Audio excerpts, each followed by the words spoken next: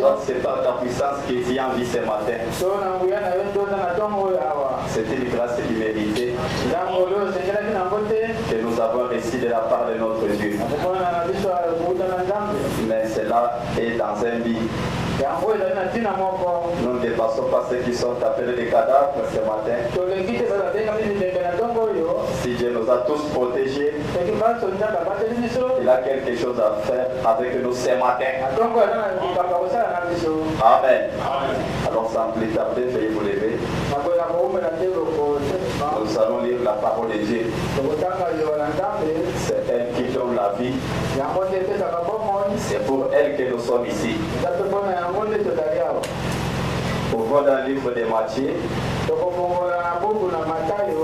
chapitre 24, au verset 14.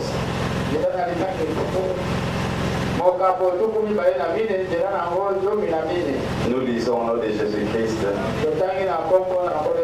Cette bonne nouvelle du royaume sera prêchée dans le monde entier pour servir de témoignage à toutes les nations. Alors viendra la fin. Ajoutons 6 Jean 14 au verset 1. Que votre cœur ne se trouble point. Croyez en Dieu et croyez en moi. Il y a plusieurs demeures dans la maison de mon Père. Si cela n'était pas, je vous l'aurais dit. Je vais vous préparer une place.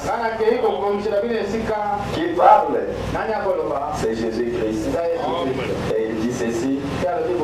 Et lorsque je m'en serai allé, et que je vous aurai préparé une place, je reviendrai.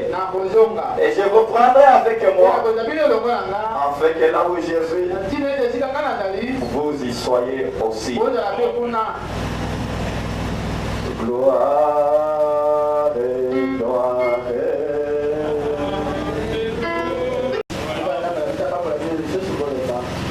C'est votre frère Donat. Et nous sommes en train de parler sur un tout petit sujet.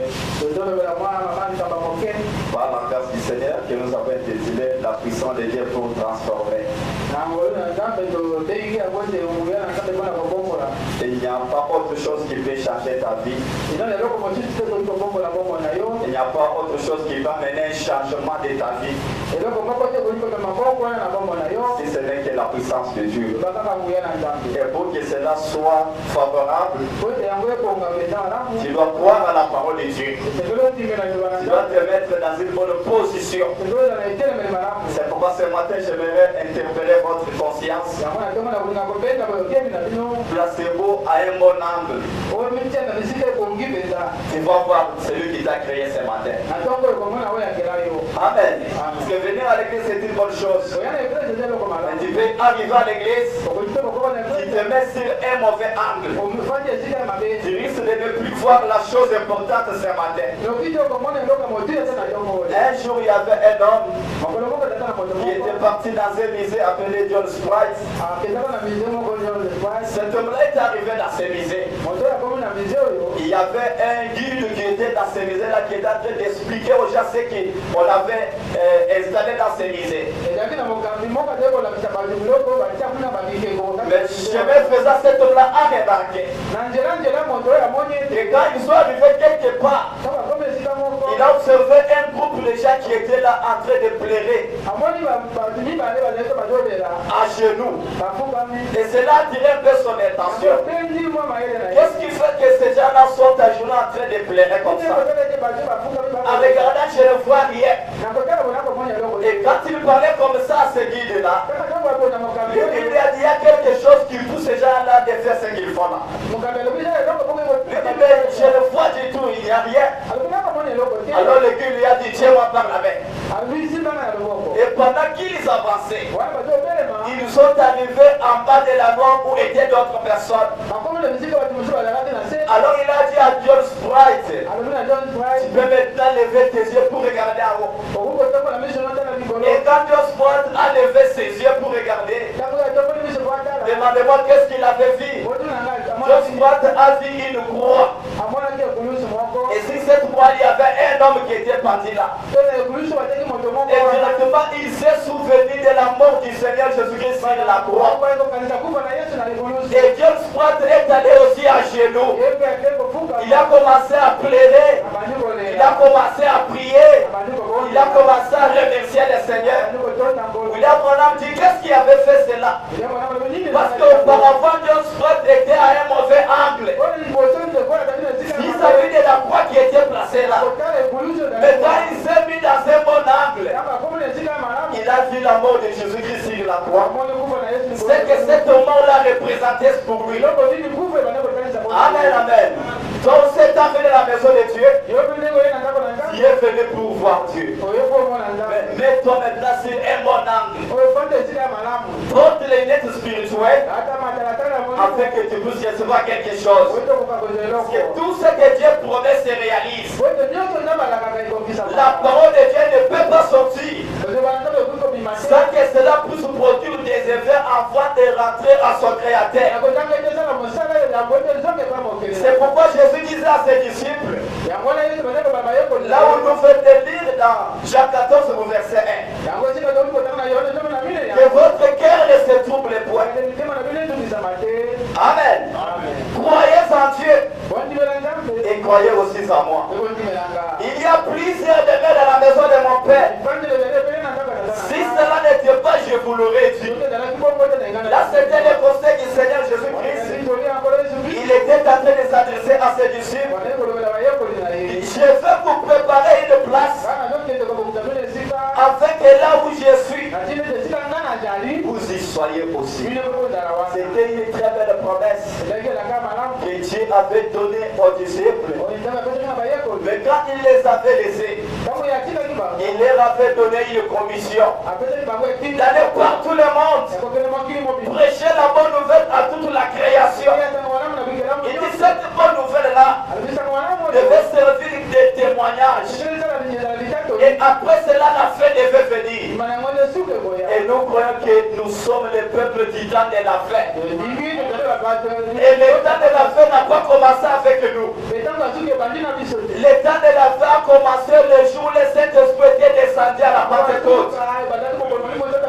C'est là que le temps de la fin avait commencé. Quand le Saint-Esprit était descendu, les gens qui habitaient Jérusalem, ils pensaient que ces gens-là étaient ivres. Quand ils sont venus pour questionner les disciples, Pierre a dit, ce qui est arrivé là, c'est ce que le prophète Joël avait prédit. Que dans les derniers jours, je répandrai de mon esprit sur toute chair. C'est là que les derniers jours avaient commencé. Donc l'évangile qui devait amener la fin du monde, c'était le glorieux Saint-Esprit.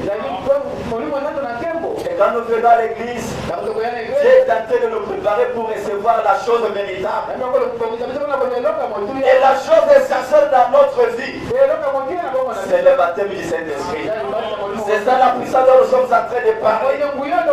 C'est là où William Branham dit que même le Seigneur Jésus-Christ, celui qui est notre modèle, avant de commencer son ministère, il avait fallu qu'il puisse être là-bas où on avait parlé de la parole. C'est pourquoi il devait être amené aux eaux de baptême. Et après ça, il devait être rempli du Saint-Esprit. Je vous avais promis cette écriture-là. J'avais dit dans la prédication que vous allez voir. Au patron 25 et 26, Frère Branham parle de Jean-Baptiste. Il commence pour dire que Jean-Baptiste n'avait pas prêché quelque chose que lui n'avait pas. Jean-Baptiste, il était baptisé du Saint-Esprit dès le sein de sa mère. C'est pourquoi il prêchait les gens le baptême du Saint-Esprit. Et quand Jésus s'était approché ce jour-là, Jean a dit que moi je ne suis pas capable de délier les fils de sandales de cet homme. Il disait aux gens que celui qui viendra après moi, il est plus que moi. Celui-là vous baptisera du feu et du Saint-Esprit. C'était la prédication sur le Saint-Esprit.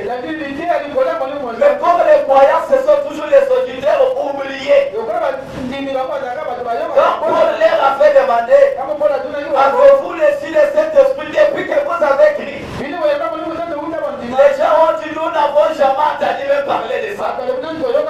Oh, dans les prédications déjà bâties, il y avait cette prédication. Aujourd'hui, si on pouvait aussi te poser la question, as-tu déjà entendu prêcher sur le Saint-Esprit? Je ne crois pas que tu diras comme les disciples déjà baptisés avaient dit à Paul. Mais pour le Seigneur Jésus-Christ, William Branham parle ça dans combattre ardemment. Prêcher lundi le 15, 8e mois 55. Paragraphe 12, il dit ceci. Maintenant, je dis combattre ardemment. Les 15, 8e mois 55. Bon, paragraphe 12.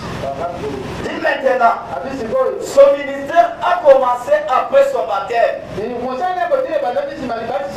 Bien qu'il était né, jusqu'à l'âge de 30 ans, Jésus n'avait pas effrayé son ministère. Son ministère commença après son baptême. À l'âge de 30 ans, immédiatement après que Dieu le Père fit descendre sous la forme du Saint-Esprit,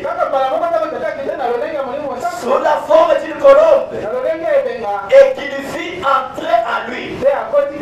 Madame dit son ministère commença. Pas avant. Pas avant.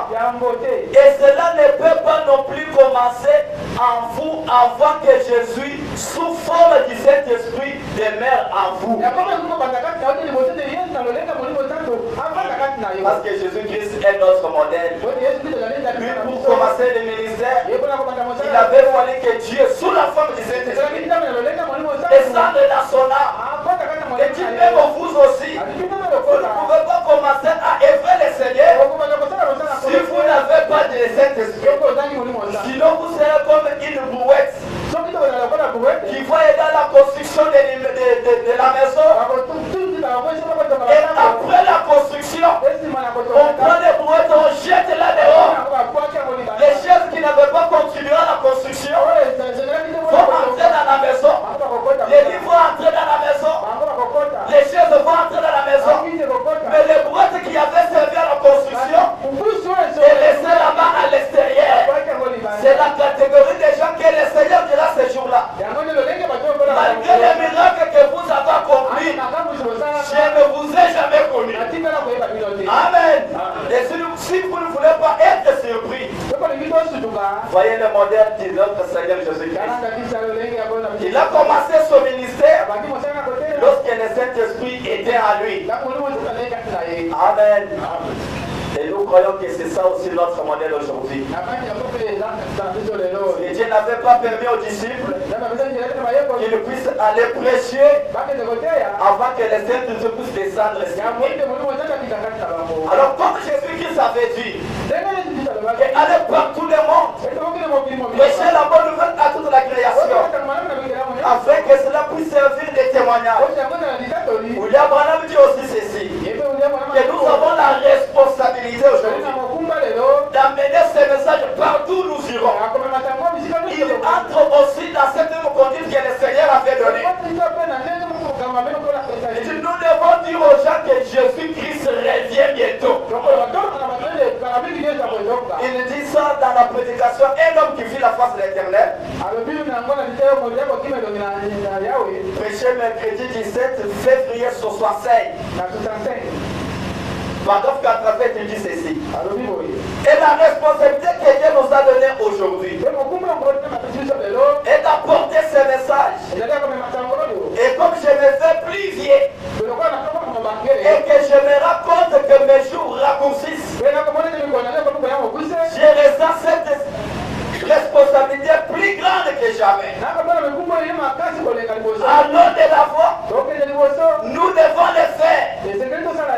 Amen. Nous devons nous y mettre. Dans notre partout nous allons et annoncer les messages. Quel est le message qui doit être annoncé? Dire aux gens que Jésus-Christ revient. Dire qu'il est tué. Ce n'est pas Branham qui est Dieu. C'est Jésus-Christ qui est notre Dieu. qu'il est Dieu et qu'il revient bientôt. Là, il dit en 65, il ne reste aucun autre espoir pour le monde si ce n'est la venue du Seigneur Jésus-Christ. Ah, j'aurais dû attendre l'amen. Si toi tu dis que Jésus-Christ est déjà venu physiquement, c'est que toi tu es un homme malheureux. Tu es une femme malheureuse parce que tu es resté sur cette terre. Amen. Dis que Jésus est déjà venu physiquement. Mais pourquoi tu es venu ici? Parce que si Jésus-Christ revient, il y a des événements qui vont suivre. Amen. Les morts en Christ vont ressusciter. Et ceux qui seront vivants avec le baptême du Saint-Esprit seront transformés en un clin d'œil.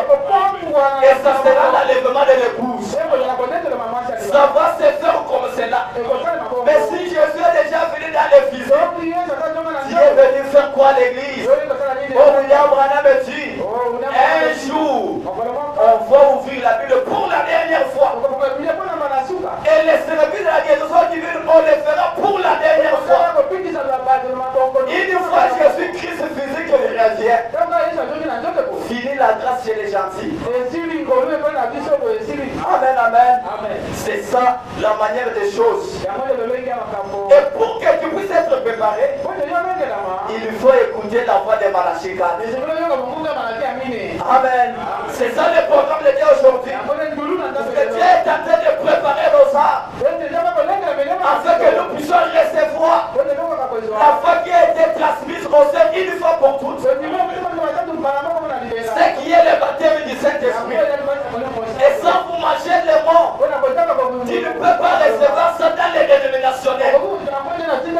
Tu vas recevoir ça dans les messages. Dieu peut te bénir avec toutes sortes de bénédictions. Mais pour ce qui est le salut de ton âme, tu dois être dans les programmes de Dieu. Amen. Tu dois être dans les programmes de Dieu. Parce que Dieu ne change pas. Il est le Saint-Esprit qui vous guérit. Il est le Saint-Esprit qui vous transforme. Il est le Saint-Esprit qui vous change. Il est le Saint-Esprit qui vous avait promis. Ça devait être une préoccupation pour tout le monde. Comme Dieu nous a promis dans la Bible que vos cœurs ne se troublent point. Croyez en moi et croyez aussi en Dieu. Je m'avais vous préparer une place. Qui est parti nous préparer une place? C'est Jésus-Christ. Et qu'est-ce qu'il nous a promis? Que je vais revenir encore pour vous parler. Et si Jésus revient, iras-tu où tu vas rester? Amen. Iras-tu où tu vas rester? C'est une chose qui t'aidera afin que tu sois ressuscité ou soit être transformé. C'est la puissance dont nous sommes en train de parler. La puissance du Saint-Esprit dans ton âme. William Branham dit ceci: Dieu ne change pas sa manière de faire les choses. Dans la prédication, la voie à laquelle Dieu a pourvu pour aujourd'hui. Prêché le 6 février 64 soir.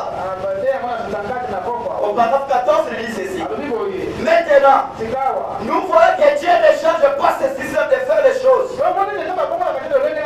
Il fait toujours les choses de la même manière. Amen. Il fait toujours les choses de la même manière. Nous changeons constamment. Je peux te promettre quelque chose. Mon frère, le soir, passe chez moi, je te donnerai telle et telle chose. Il peut arriver que le soir, je n'ai pas à ma disposition, sinon je t'avais brûlé. Pour nous les humains, c'est normal. Mais il n'avait pas laissé avec notre Dieu. Lui ne change pas. Parce que nous sommes limités. Nous commettons toutes sortes d'erreurs. Même William Branham est dans le même lot que nous. Amen. Il est dans le même lot que nous. Nous commettons toutes sortes d'erreurs. Et nous pouvons nous améliorer et devenir meilleurs. Mais Dieu est infini. Il n'a pas besoin d'une amélioration. Il n'a pas besoin de quelqu'un pour lui prodiguer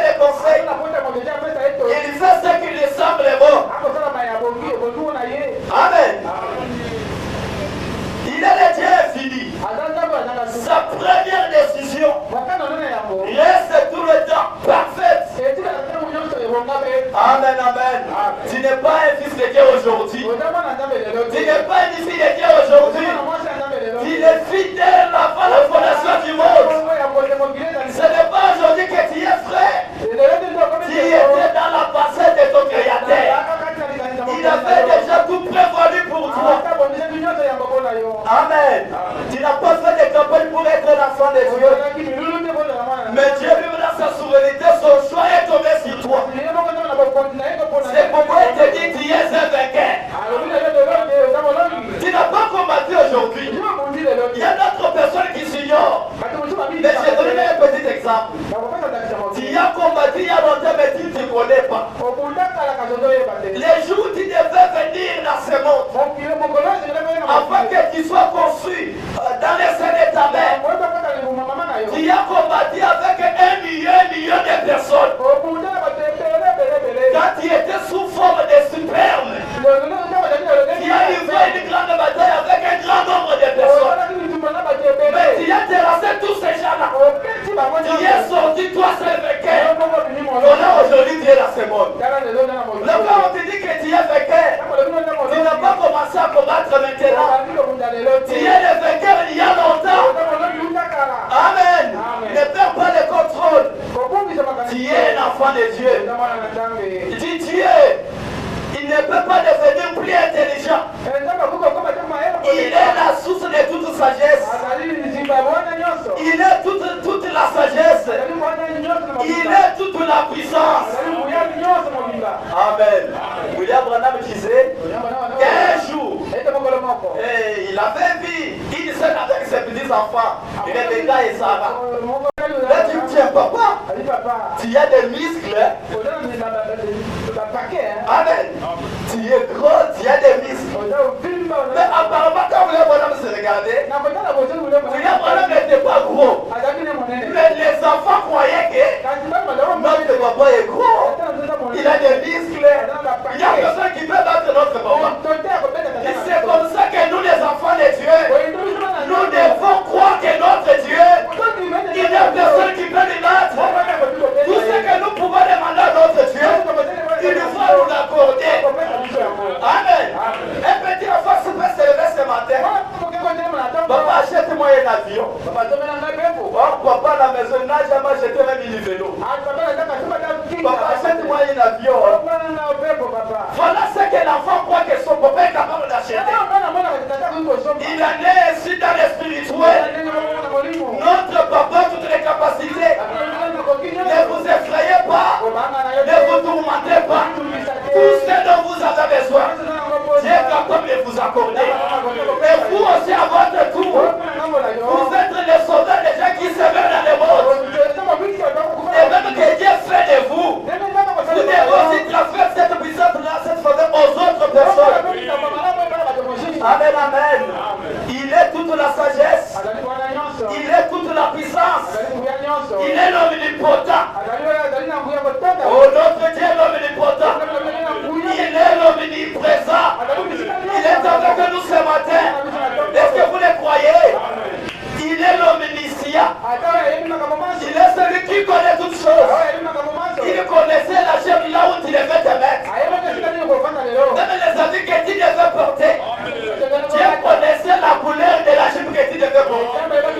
Dieu connaissait la couleur de la chemise que tu devais porter ce matin. Il est celui qui connaît toutes choses. Parce qu'il est le Dieu infini. Ainsi donc, quand il dit quelque chose, accrochez-vous-y. Amen. Branham dit, accrochez-vous à cela de toute votre âme. Pourquoi? Parce que ce que Dieu dit, c'est la vérité. Dieu n'a jamais abandonné son peuple. Il est qui le paie dans l'Ancien Testament. Parce que ce matin, il y a des gens qui sont venus, peut-être avec un problème, peut-être avec une maladie. Mais ça, c'est pour exciter un peu notre foi. Regardez dans l'Ancien Testament. Amen. Ça, c'est relaté dans le livre des 2 rois. Chapitre 5. On nous parle là-bas des chefs de l'armée du nom de Naaman. Mais ce chef de l'armée-là, La Bible est en train de nous montrer certaines histoires qui mettaient la main à un niveau vraiment considérable. La Bible dit Naaman jouissait de la faveur de son maître et d'une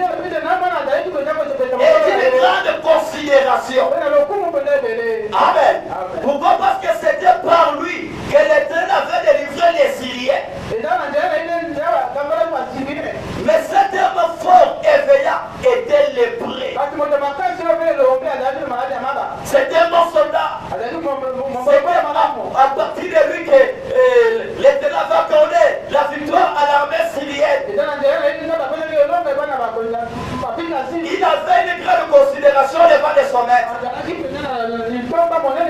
Il était un homme fort éveillant.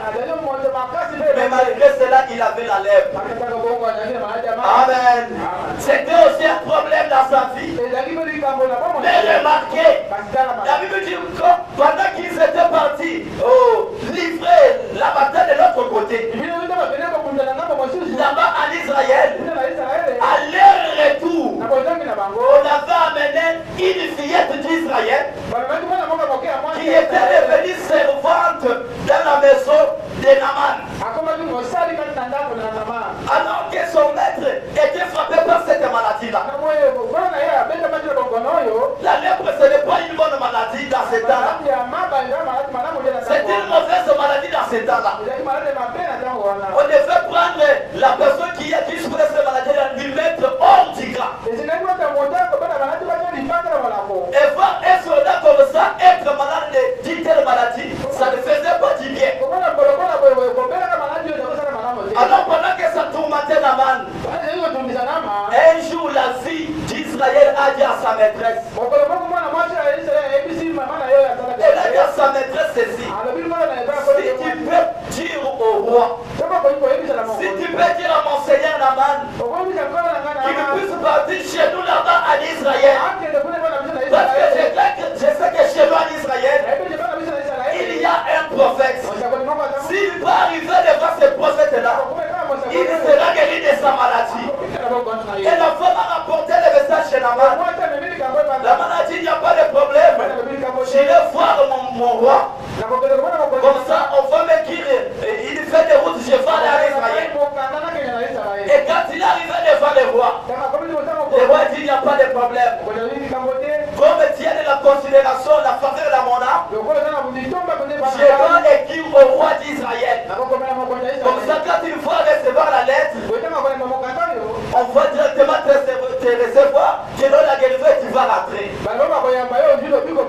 On dit que le roi a donné à Naaman tous les présents, l'argent, les habits et autres. Quand il est arrivé à Samarie, par exemple, il est allé chez les Fatih, chez le roi d'Israël. Il a déposé la lettre que son président avait aussi envoyée. Quand le roi a lu la lettre, le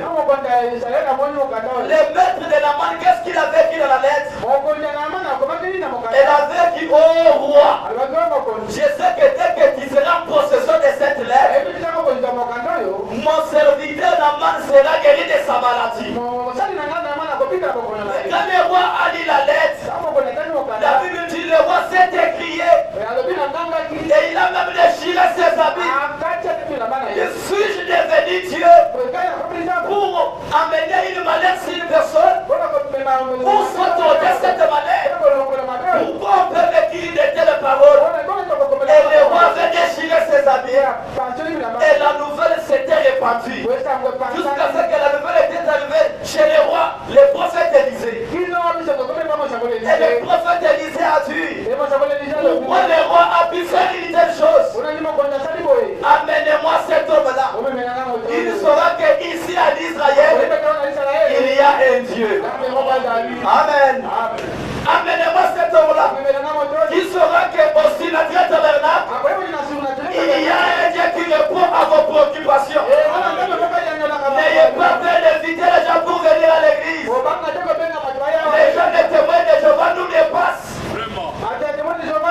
Alors que ce sont des gens qui marchent avec des morceaux dans leur mallette, avec les images des gens.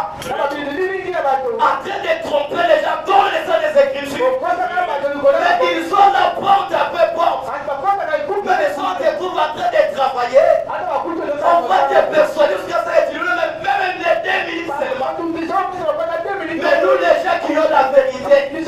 On a peur de présenter cela. Non, Branham me dit, c'est lui qui a les vrais dollars. Je ne peux pas cacher ce dollar-là. C'est lui qui a les véritables or. Je ne peux pas beaucoup parler de cela. Parce que l'or oublie de soi-même. Et l'or, c'est la divinité qui est à nous. C'est la puissance de Dieu que nous avons dans cette parole. Le roi Dieu amène-moi cet homme-là. Il saura qu'il est en Israël. Il y a un prophète. Amen. Il saura qu'il y a un Dieu ici. Et quand Naaman est arrivé à la porte de la maison du prophète Élisée, les rois pensaient que le prophète devait sortir. On devait lui accueillir avec honneur et tout. Mais le prophète est resté à l'intérieur là-bas. On lui a dit que Naaman est à l'extérieur. Il lui a envoyé le message par un messager. Peut-être que c'était son huissier. Moi dire à cet homme-là, il a se jeté aux eaux là-bas 7 fois. Amen. Ce n'était pas un message facile. Ce n'était pas facile. De voir un roi, un chef d'armée comme Naaman, il a se jeté dans des eaux sales là-bas. Lui pensait que les prophètes devaient sortir. Quand il devait entendre que Naaman devait sortir trop vite. Les prophètes connaissaient sa position. Il connaissait sa position. Et j'ai l'option royale sur moi. Amen. Et quand Naaman voulait s'enorgueillir pour rentrer chez lui là-bas, il y a les serviteurs qui lui ont conseillé. Mais toi, tu as amené des habits. Tu as amené des pièces précieuses. Les prophètes n'est pas sorti pour venir prendre cela. Mais il t'a envoyé seulement un message que Dieu s'est jeté dans les eaux là-bas. Qu'est-ce que tu vas perdre? Qu'est-ce qu'il va te demander de si difficile? Naaman a un peu écouté les conseils. Là, comme vous avez dit comme ça, je vais l'essayer. Lui, il était parti pour essayer. Non, on ne vient pas à l'église pour essayer. Maman ne vient pas essayer la puissance de Dieu. Dieu est là, est ici en permanence. Nous, on ne cherche pas Dieu. Dieu nous avait cherché il y a longtemps. Nous ne sommes pas les gens qui vont dire Seigneur, viens. Dieu est avec nous. Peut-être que tu n'es pas conscient de cela. Mais moi, je suis conscient que mon Dieu est avec moi. Je crois que mon Dieu de notre passé est à présent. Il est le Dieu de la commission. Un homme peut échouer, mais la commission ne peut pas échouer. Il est celui qui a dit dans sa parole. Là où deux ou trois se réunissent à mon nom, je serai absent parmi eux. Je veux m'éloigner parmi eux. Mais il avait dit dans sa parole, là où deux ou trois sont réunis à mon nom, nous sommes réunis au nom de qui? Si c'est au nom de Jésus, Jésus doit être présent. On ne peut même pas lui inviter. Oh Seigneur, il y a toi. Quand nous faisons sa parole, lui aussi il est obligé de tenir sa parole. Dieu est avec nous. Croyez cela. Comme Naaman venait pour essayer. C'est pourquoi il a essayé autant de fois. La guérison n'était pas là. Toi n'essaye pas ce matin. Crois seulement à la parole. Alors qu'il était arrivé à 5e fois, il a dit à ses soldats, je vois que ces gens-ci ils veulent se jouer de moi. Je me suis jeté 5 fois. Aucun signe de la guérison. Il aurait fallu que la puisse même commencer peut-être à disparaître. Mais je regarde aucun changement. 6e fois même vous-même. Pas un changement. Amen. 6e fois. On lui a dit non. Je ne pas encore la 6e fois. Amen. Il a jeté la 6e fois. Rien du tout. Si c'était toi. Amen. Si c'était toi, tu aurais dit dire quoi? Oh, je sais que Dieu répond aux autres. Et moi, je ne crois pas vraiment que Dieu ne me connaît pas. Donc Dieu te connaît. Amen. Il y a quelqu'un qui veut dire Dieu me connaît. Dieu te connaît. Tu ne pouvais pas arriver dans la maison de Dieu. Laissez-moi un peu vous dire quelque chose. Si quelqu'un peut dormir au cimetière, allez-vous même au cimetière. Tu vas dans la réunion des sorciers. Là où il y a des sorciers. Tu partis dans les réunions toute la nuit. Et le matin, tu sors rien. Ça quelque chose. Ça même des esprits sur toi. Hein? Même un seul esprit sur toi. Ça ne peut pas se faire. Mais quand tu viens participer dans la réunion des dieux, là où il y a un Dieu créateur, là où il y a les anges des dieux, oh, que Dieu vous bénisse. Qu'est-ce qui peut se passer à votre sortie?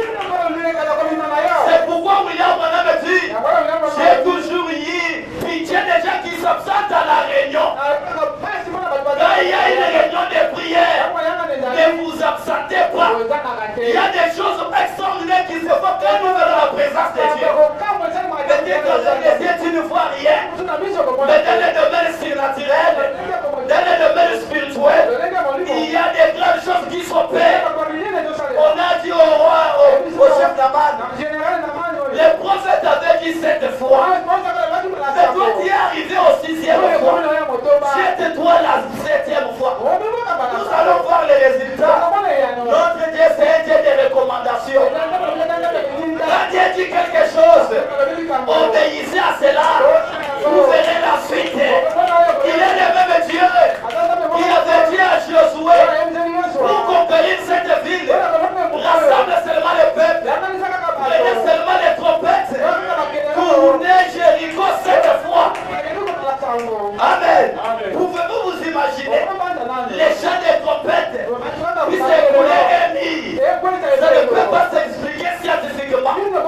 Mais la puissance de Dieu résidait dans l'obéissance à la conduite de Dieu. Et comme Dieu est dans la maison de Dieu, Dieu a aussi fait une conduite. Qu'est-ce que la Bible dit? Je suis redoutant dans l'assemblée des saints. Qui avait dit ça? Il est redoutable à quoi? Si nous venons avec des maladies ne guérir pas, comment on va lui appeler redoutable? Si nous venons avec le problème, il reste calme, indifférent à notre égard. Donc il sera redoutable quand nous rencontrons chacun avec un témoignage.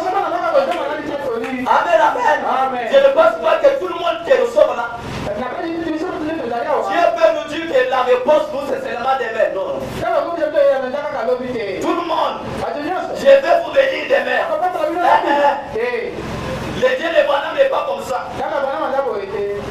William Branham avait posé la question aux enfants. Les enfants de l'école, il leur avait demandé, est-ce que Dieu répond-il à la prière? Les enfants de l'école m'ont dit, oui, Dieu répond à la prière. Et Branham pose encore la question, est-ce que Dieu répond à la prière toutes les fois que nous demandons à l'immédiat même? Les enfants ont dit à Branham, certaines histoires, Dieu répond à l'immédiat. Pour notre personne qu'il nous fait entendre. Amen. Il y a des gens que Dieu va répondre dans cette réunion. Alors soit cette personne-là. Amen. Il y a d'autres personnes que Dieu va venir demain. Mais les résultats de cette réunion de ce matin, mais tout dépend de là dans laquelle tu vas te tenir ce matin. Pourquoi? Parce que dans la famille, regardez, quand vous parmi, pendant qu'on grandissait là, si les mamans connaissent très bien cela, s'il y a un enfant qui est là, turbulent, un enfant plétique, c'est tout ce qu'il a déjà fait. Pendant que maman prépare, l'enfant là ne joue pas avec d'autres personnes. Il est toujours à côté de maman. Et bien, elle va passer à terre à le bon. Maman fait ça là. Maman, j'ai fait. Et pour se débarrasser de cet enfant là,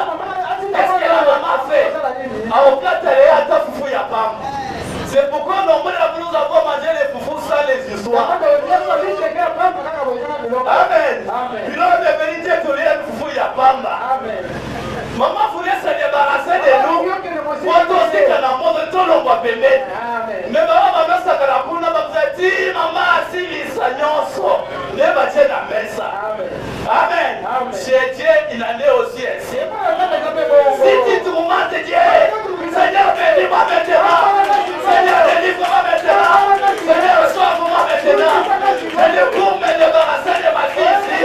Voilà la chose. Reçois la chose. Mais si toi, tu ne veux pas être réveillé, on va te faire attendre. Et le roi s'est jeté la 7e fois. Quand il est sorti de l'eau, la lèpre était complètement partie. Quand la lèpre était partie, le roi a dit, tiens, je vais aller voir les prophètes. Quand il est arrivé chez les prophètes, amen. Au verset 15, qu'est-ce que Naaman a dit? On dit Naaman retourna vers l'homme de Dieu avec toute sa suite.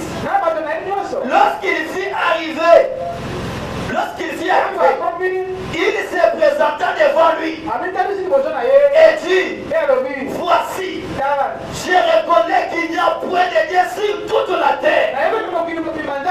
Parce que ce matin, il y a des gens qui se disent, nous avons Dieu. Vous là-bas, nous avons Dieu. Là-bas, nous avons Dieu. Réellement, Dieu est où? Où est-ce qu'on peut trouver Dieu? Où est-ce qu'on peut trouver les dieux véritables? Naaman avait vu qui nous sommes. Les diables essaient de nous barrer la route. Vous disiez que vous n'êtes qu'une petite poule mouillée. Madame dit, vous ne l'êtes pas. Mais qu'est-ce que nous sommes au juste? Vous êtes des fils et des filles de Dieu. Amen. Est-ce qu'il y a des fils et des filles de Dieu? Vous n'êtes pas des poules mouillées. La divinité n'est pas au ciel. Elle est en vous. La divinité est où? Celui qui a le Saint-Esprit dira, elle est en moi. La divinité est où? Elle est en toi. Amen. Voilà, vous dites alléluia. Je sais que vous pensez que je suis fou. Mais laissez-moi vous dire quelque chose. Frère, lorsque vous vous rendez compte que le Dieu tout-puissant vit en vous, la vie immortelle de Dieu, qui avait dit que je la donne la vie, qu'on appelle Zoé, la vie de Dieu est dans l'être humain. Et quand cette vie-là est en toi, tu deviens qui? Tu deviens petit sur la terre. C'est là où William Branham dit, si notre Dieu est surnaturel, nous comme nous sommes ses enfants, ressemblons à notre Père. Si dans le naturel, papa peut me mettre au monde un enfant qui lui ressemble totalement, vous regardez les nez comme son père de son père. Regardez la physionomie, il n'y a rien à retrancher. Même quand il parle, ça c'est exactement son père. C'est exactement comme sa fille. Et si nous sommes les enfants de Dieu, pourquoi nous ne faisons pas ce que notre Dieu fait? C'est que pour commencer, peut-être il est en train de t'aventurier. Tu n'es pas encore devenu un enfant de Dieu. Parce qu'une fille, un fils de Dieu, c'est un homme qui n'a pas peur. Il affronte les choses si ça ne marche pas. Pour lui, il n'y a pas d'échec. William Branham dit aujourd'hui, nous avons besoin des hommes et des femmes qui ne peuvent pas accepter des réponses négatives. Les gens déterminés à tenir bon, même si les choses ne marchent pas. Pourquoi? Parce que la Bible avait promis, c'est lui qui persévérera jusqu'à chemin. Ah, ce n'est pas ça. Celui qui persévérera jusqu'au c'est là quoi? C'est quand toi tu viens t'arrêter en cours de chemin, tu t'attends une récompense. Oublie déjà ça. N'attends pas une couronne. Et la Bible ajoute pour dire, pour les royaumes des cieux, ce sont les violents qui vont s'en emparer. Si tu n'es pas violent, si tu n'es pas éveillé, tu seras toujours un homme plaintif. Tu diras toujours Dieu n'existe pas. Oh, Dieu existe. Dieu n'est pas au ciel. Il est sur la terre. Il est dans des hommes et dans des femmes. Il y a que les dieux qui viennent nous barrer les chemins. Notre Dieu est-il de tenir bon?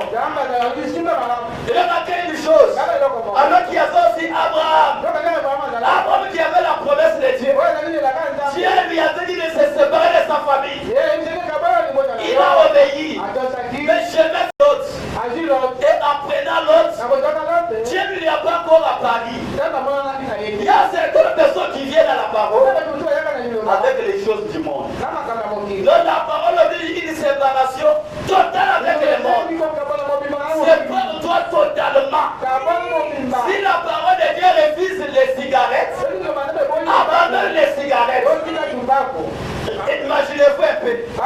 Nous sommes les fils et les enfants de Dieu. Nous nous appelons des petits dieux.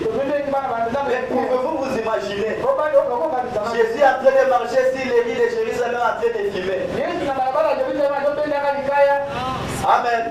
Jésus, ce n'est pas pour Jérusalem, sur les villes de Kinshasa.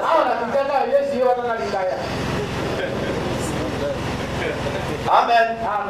Jésus a en train de jeter le deuxième regard. On voit que tu n'apprenais pas le véhicule. Nous savons que c'est là il est devenu un ventilateur. Il tourne ici.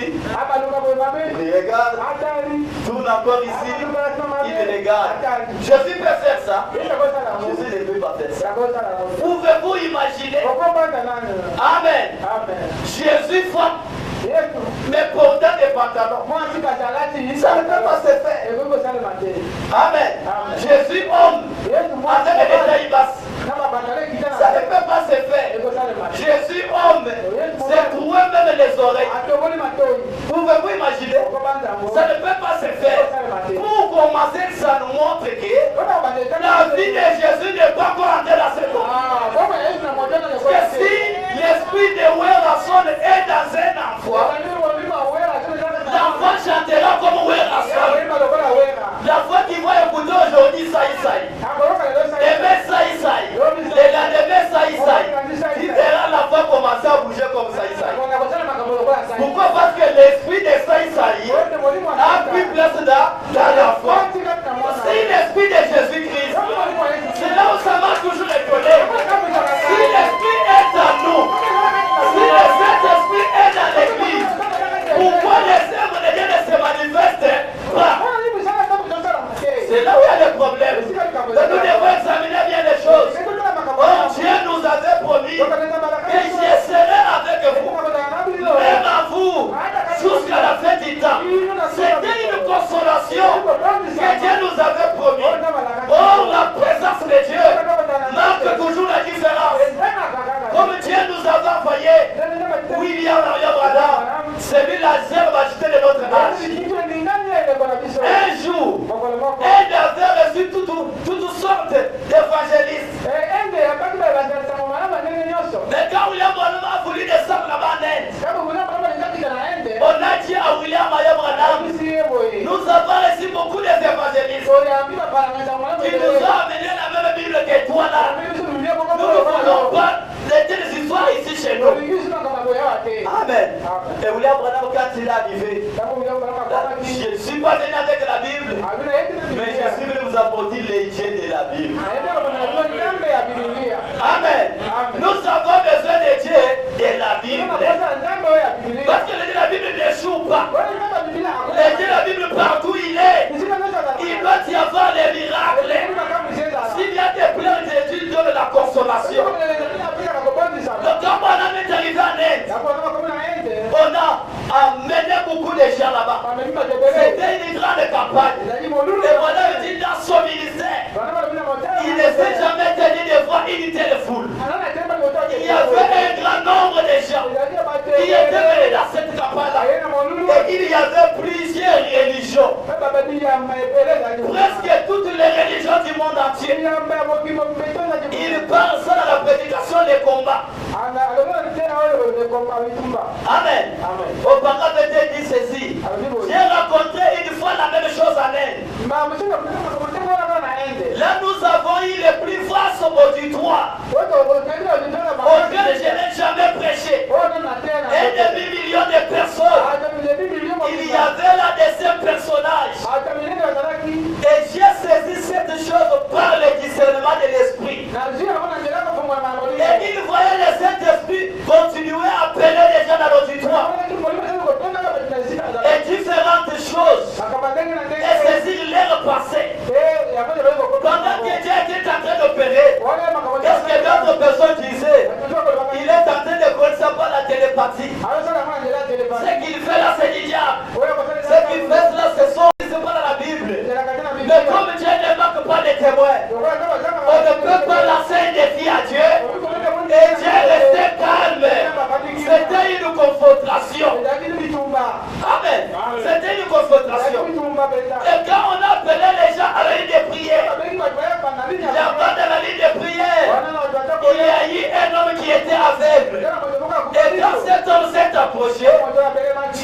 descendu.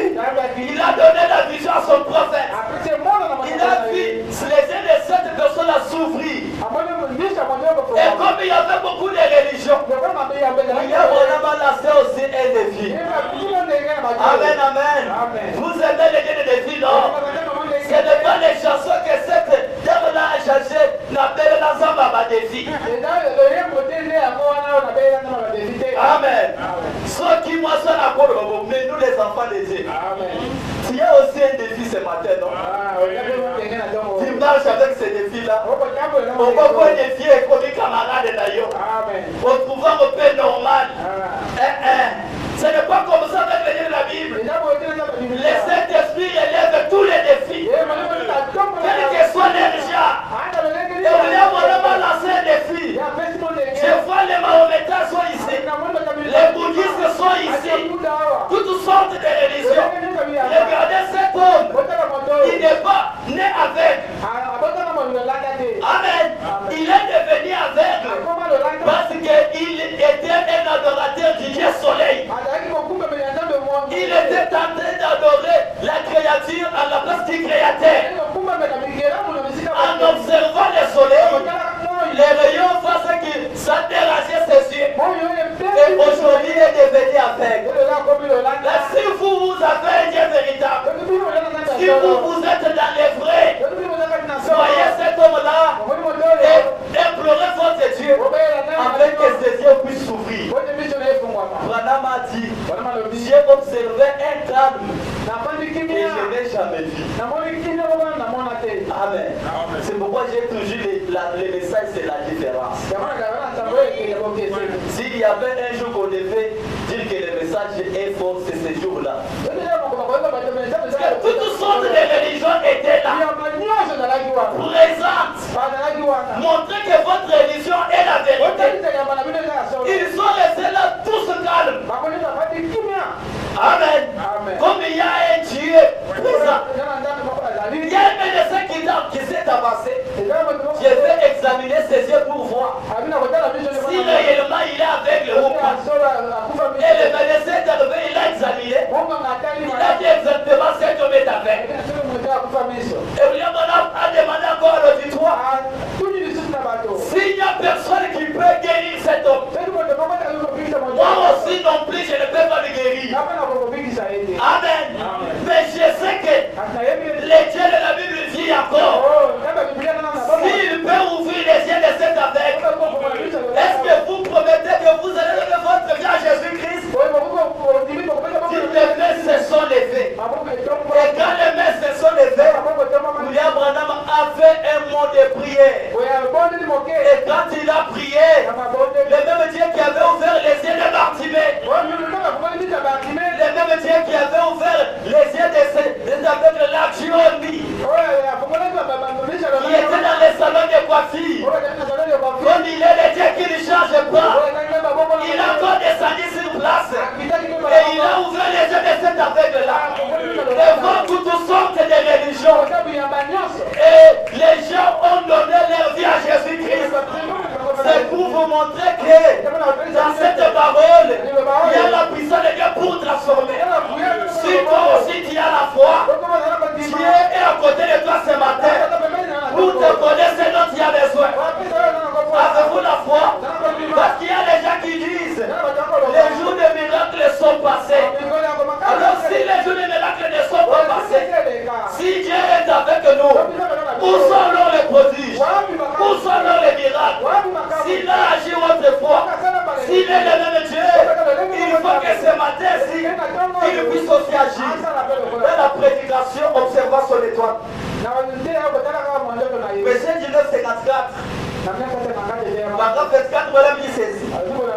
Plusieurs millions de gens ce matin ont des cœurs affamés, désiraient trouver ce véritable Saint-Esprit.